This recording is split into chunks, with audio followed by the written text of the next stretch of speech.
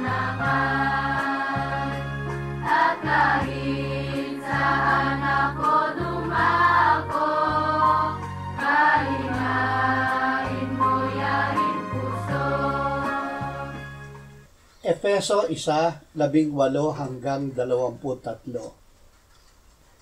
Naliwanagan ang mga mata ng inyong puso upang malaman ninyo kung ano ang pag-asa sa kanyang pagtawag, ang kayamanan ng kaluwalhatian ng kanyang pamana sa mga banal, at ang di masukat na kadakilaan ng kanyang kapangyarihan sa atin na sumasampalataya ayon sa paggawa ng kanyang kapangyarihan.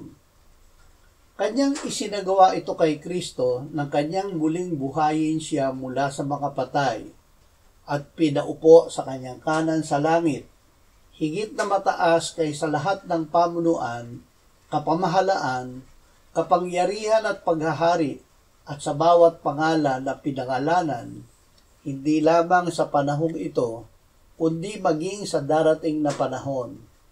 At kanyang inilagay ang lahat ng bagay sa ilalim ng kanyang mga paa at ginawa siyang ulo ng lahat ng bagay sa iglesia na katawan niya, ang kapuspusan niya na pumupuspos ng lahat sa lahat.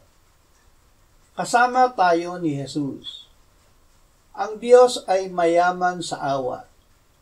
Dahil sa kanyang malaking pag-ibig sa atin, tayo na mga patay sa kasalanan, ay binuhay niya nang muli niyang buhayin si Kristo at iniakyat at pinuupong kasama ni Kristo sa langit.